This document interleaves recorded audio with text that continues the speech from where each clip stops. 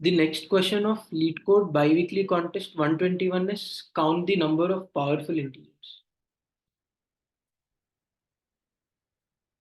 In this question, we are given with 4 things: start, then finish, then limit, then s. Yeah. Start is an integer, finish is also an integer, limit is also an integer, whereas s is a string. Yeah. But this s represents a positive integer. Okay. Same something like 1, 4, 5 is stored in s. Okay. It can be any string, but the content inside the string will be a positive integer. Yeah. Okay. So with this as input, they are asking us to find the total number of powerful integers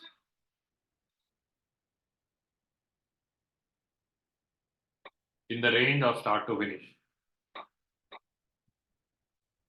Start to finish, they are asking count how many powerful integers will be there. Yeah. What is a powerful integer? An x is called powerful integer if x ends with s and each digit of x is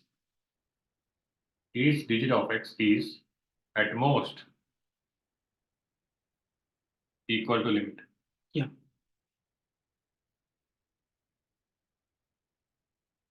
Okay. This is the question. From the range of start to finish, we are supposed to find the powerful integers, the count of powerful integers. X is said to be powerful if it ends with s and every single digit in x is at most equal to limit. Yeah. Now, looking at the constraints, it is given that 1 is less than or equal to start, it's less than or equal to finish, it is less than or equal to 10 power 15. Limit is in the range of 1 to 9. It is a single digit number. Coming to length of s, it is 1 less than or equal to s dot length less than or equal to floor of log of finish base 10, which is in the range of the length of string s. Yeah. Right? It just means that the length of our string s will be having like finish. If finish has 4 characters or 4 digits are there in finish, then our s length will be from between 1 and 4 plus 1, which is 5. Yeah. Okay.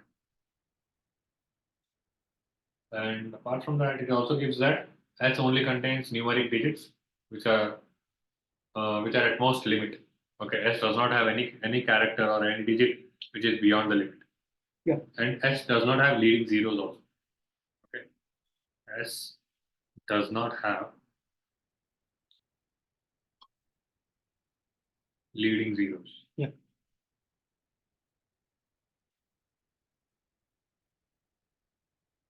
That are the constraints.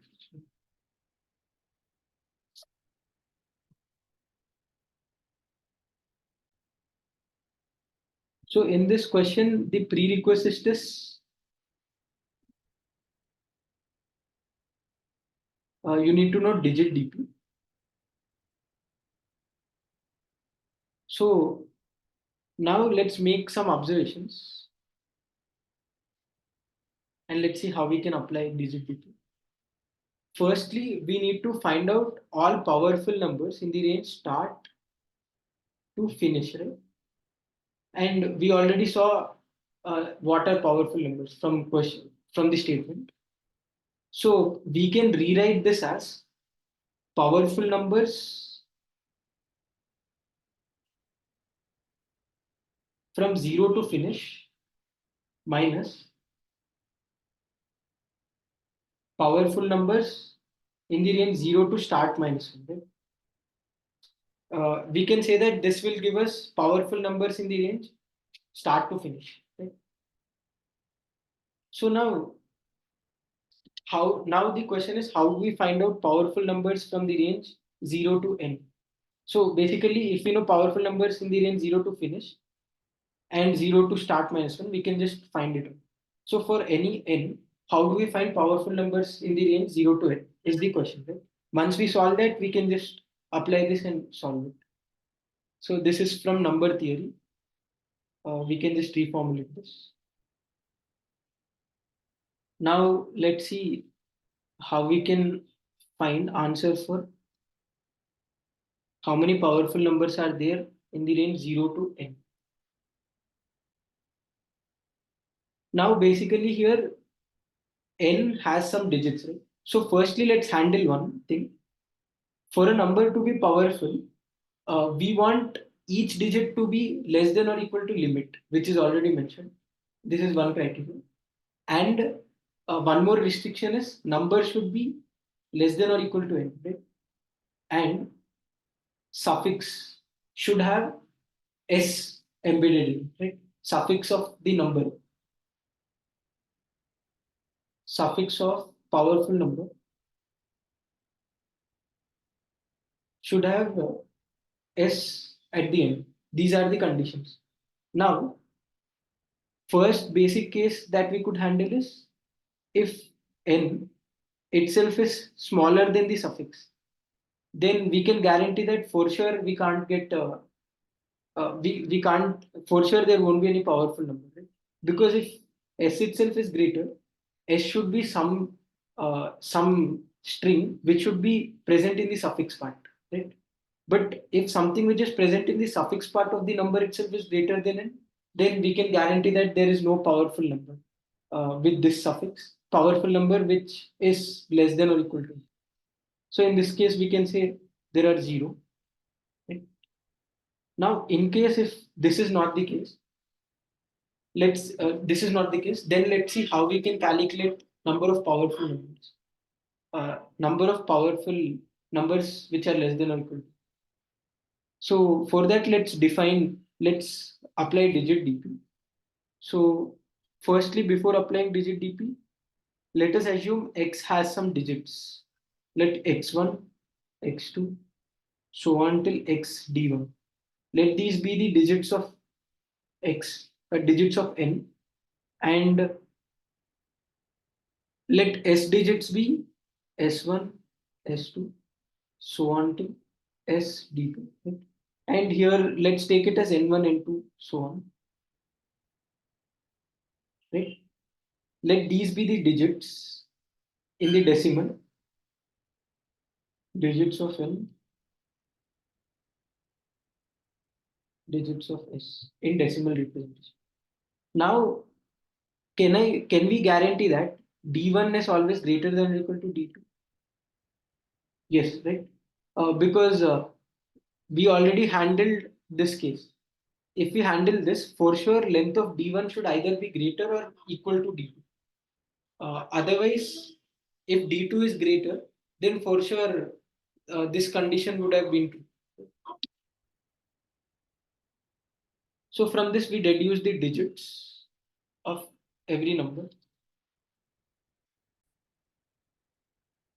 So now we'll be performing dp on the digit level of n. Right? So let's define our dp. dp of I of tight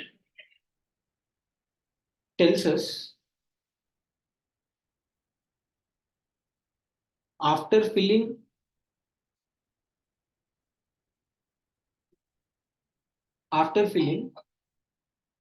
first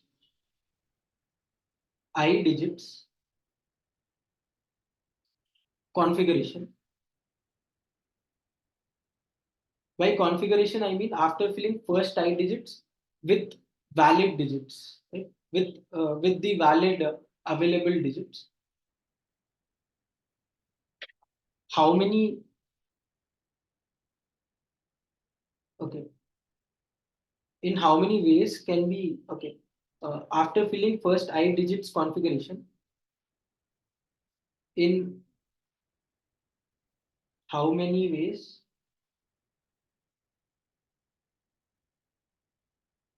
can we fill the suffix that is from I to N. Right? I think it is I to D2. I to D2. So here filling first I digits in the sense I is 0 based. So that is why it's considered first I digit. And filling the suffix that is I to D2 such that the final number, such that the number formed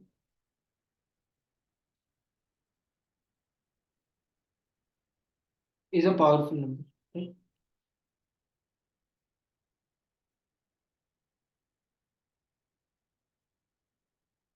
So this is how we can. This is how our DP our DP definition is. So after filling first I digits configuration, so after filling first I digits configuration, only thing we need is whether tight constraints are imposed on ith digit or no, right? To fill it. Uh, so here basically tight will hold two type of values, 0 and tight is 1. So 0 is nothing but 0 tells us for the current ith digit, we can pick any digit. There is no restriction. If tight is 1, then it tells us that in on at ith digit, we can pick any digit till the corresponding nth digit, right? At that position. So if we look over, let's say just as a raw example, we can consider nth digits are 8, 9, 8, 1, 2. Now here I'm forming a number, right? In the first place, if I pick a 0, then I don't have any tight imposed on this, right? That is, I can pick any number, because though I pick any number, this tight will ensure whatever number we are generating, that is not greater than. So now no matter which number I pick, though I pick 0, 1, so on till 9, still my whole number will be small, right? Though I pick the maximum number I can pick, that is all nines, still my number is smaller than it. Right? Now, similarly holds for anything lesser than 9. If I pick 8 also, now after that, though I pick any number, still my value will be smaller than n. Right? But it won't hold true if I pick 9 here. If I pick 9, then I can't pick a 9 here, right?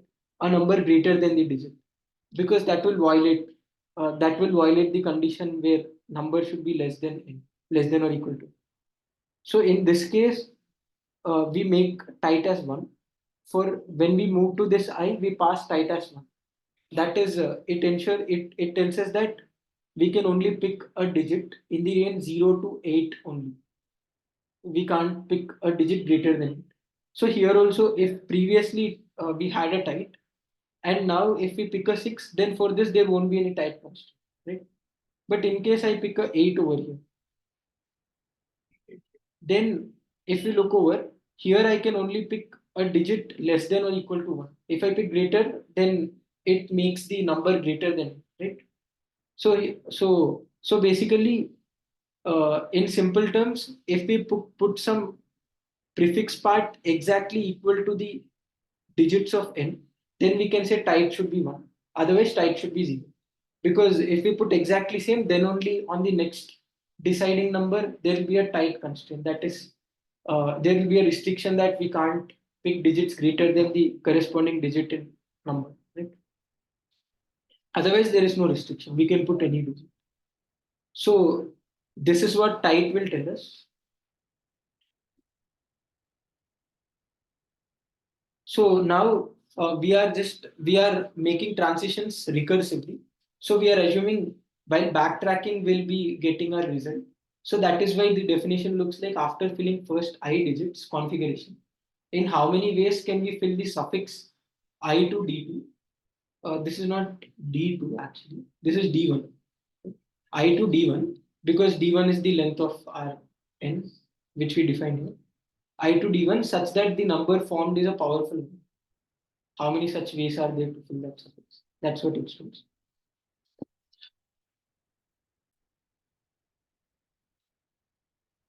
So now let's make the transitions for the DP. Initially, DP of I of type, fill it with any invalid value. I'll fill it with -1, stating that we -1 will just, whenever we look at -1, it just tells we didn't visit this state. And now, in case we visited it, we need not recompute. We can return the answer directly, right? So now let's see how we can make the transitions. There are some scenarios in this. Firstly, in the number, for that number to be powerful, we should forcefully put suffix equal to s only, right? And the prefix we can put anything. It depends on our choice. So we should put prefix in such a way that we don't violate these conditions. Right? That we will fill the prefix. So now, depending on this, let's see how we can make the transitions. In case we enter the suffix part, then for sure we should start placing we should forcefully place the s digits over here, right? Otherwise, we can make any decision depending on the constraint, tight constraint. So now let's see how we can do this. Firstly, if the first case is if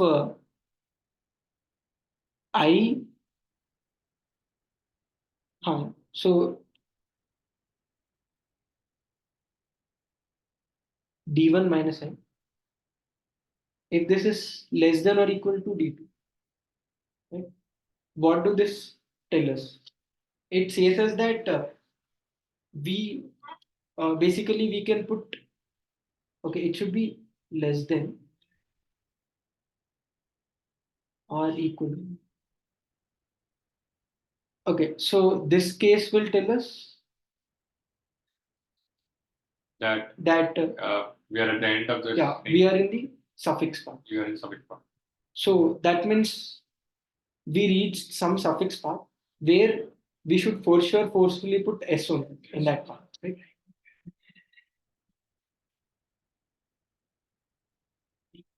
Put s, right? Else, can we say that we are not in that suffix part? Yes. So now let's see how we can make transitions if we are not in the suffix part. We are in this part. That means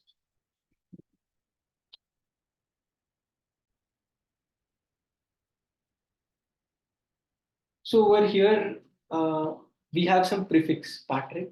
So let's see how we can make transitions for the prefix part. So here we are not forced to put any number. We have choice, but only constraint is whatever digit we put, it should be less than or equal to limit. If tight is 0, in case tight is 0, how will our transitions look?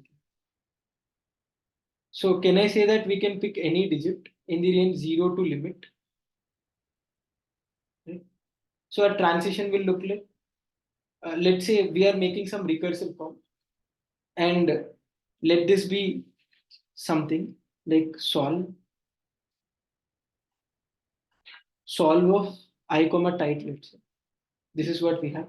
And we are using DP to memorize the states of this function, let's say. And in case we already computed, we are returning that, assuming that. Now let's write transitions according to this function. So now number of powerful numbers with this prefix configuration, that is I to tight. And if we fill the suffix however we want, depending on the constraints, then how many powerful numbers did we get? That's what answer stores. So answer we can just add up solve of I plus 1. And now tight will be 0, right? Why? Because here tight is, initially we came with tight 0. Now also tight will be 0. Now the other case is if tight is 1. So this is one transition. And in the other case, we can iterate till 0 to minimum of limit comma the current digit. So the digit is n. ni, right?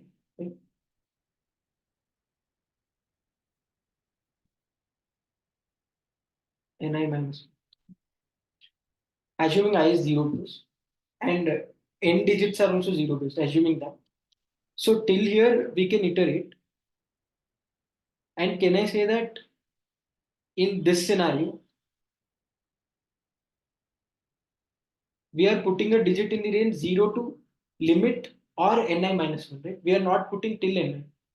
We are not putting ni like the current digit equal to current digit. So because we are putting lesser than the current digit, can I say the next choice that we have will have a tight 0? Yes. That means we don't have any restriction. Yes. And now we didn't put ni, right? When we put ni, there will be a restriction. And when can we put ni? We can only put ni if ni is less than or equal to limit, right? Mm. If ni is greater than limit, then we can't put it. So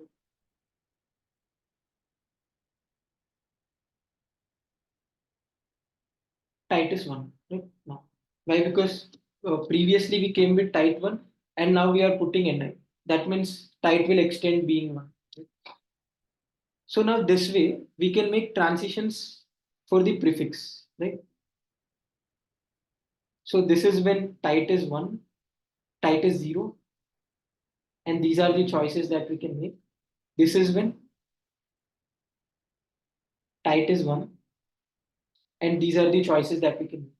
Now the part is the part where we forcefully put s digits in. Right? So once we reach this, we should forcefully start putting s digits.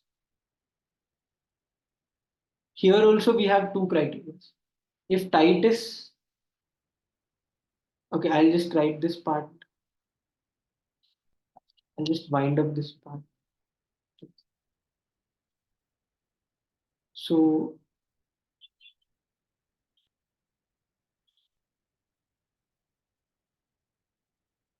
this means we are in the suffix part.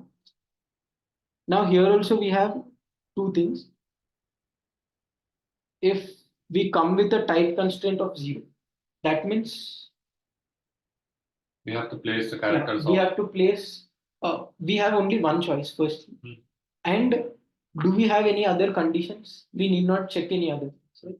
We already know characters in S are less than or equal to limit, which is mentioned in the question. So in this scenario, we can just say answer will we solve a 5 plus 1, comma 0.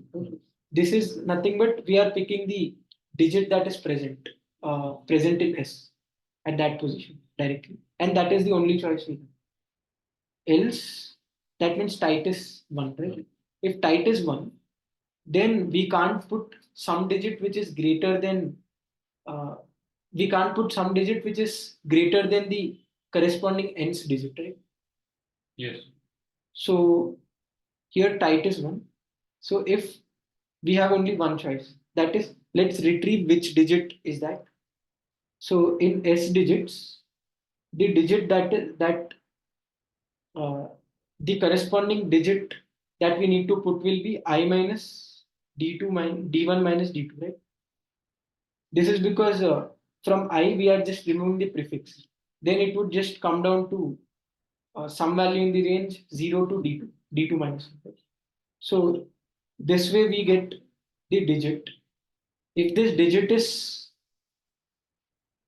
firstly, if this digit is greater than the corresponding nth digit, then we can't place anything. Right? So this is invalid. Why? Because this will increase the corresponding number that we are creating. In case if it is lesser, then for the next numbers, tight constraint will become 0, right? Because we kept a lesser number. So in the next numbers, though we put any number, still the number will be lesser than. We cannot keep any number, na? We can keep only the characters of S because we are in the last part. Yeah. We can only put the characters of S. Basically, if tight is 0, it just tells us that we are allowed. I mean, we can place any numbers. Still, uh, it won't be less than n, less than or equal. I mean, it won't be greater than n. It will be less than or equal to n. But set of choices that we have are different. So no, what I'm saying is we enter this if statement only if we are present at the last suffix part. Yeah. In that last suffix part, Yeah. no matter type is 0 or 1, we have to place those characters or those digits of S only. S only. So even if this condition is if condition is true or false, if type is 0 or type is 1, we should be placing the digits of S only. Yeah, we should be placing the digits of S only. Hmm. So here the thing is we are checking this just to toggle type to 0. Why? Because in the next set, the allowed, I mean, what values we are allowed are 0 to 9, but we are forcefully putting S only, S digit only. But allowed set is 0 to 9. But in case if type is 1, then allowed set will be from 0 to the corresponding nth digit. So to increase that allowed set range, we write these two separate cases. So here, if it is lesser than answer, comma 0, right? That means we came with a type 1, now the type is 0. So basically, if type is 0, we are making type 0 to expand our allowed range. Allowed range is from 0 to 9. So this allowed range is for this condition. It is for this. So basically, if type is 0, then in all numbers we can put any number in the range 0 to 9. But for other conditions to satisfy, we don't put that. Right? So that is why we make type as 0 here. And else if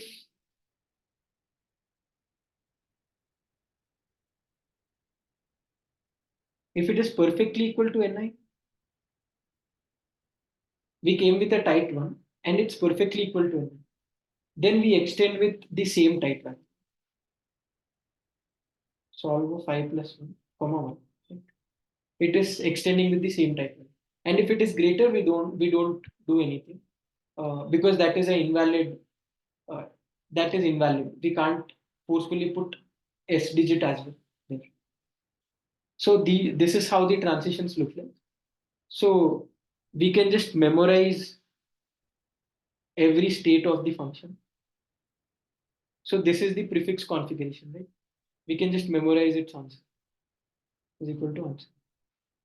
So this way we can solve the problem by using DP to memorize the digit configuration. For every prefix digit configuration, the answer that we get. So let's analyze the time complexity of this. So let's analyze time complexity practically instead of big O. So if we look over, our DP will be I, number of digits can be 15, right? So it is 15 into type can be 2 into we for every in type state of the function, we are making 10 transitions if we look, running a loop and making 10 transitions. So into 10 will be the time complexity to solve it for any n, right? Solve of n. Here we are calling solve for, I mean, we are basically finding the answer for finish and start minus. So we can say it would be 2 into this. So which is very, very less. Right? So if we just simplify this, it would be 600. So 600 is very small. And if we look at the space complexity, it would be 15 into 2 into 2 times 15 into 2. Why? Because we make DP of 15 into 2 size for, yeah. Okay, we can say 15 into 2 only. This is sufficient. Why? Because we can reuse the same DP for both of them. We can just like rewrite on the same DP, maintaining a global DP. So 15 into 2 will be the space complexity. So this is per test case. And this is far sufficient to pass in 1 second. As if we see the limits are very, very small.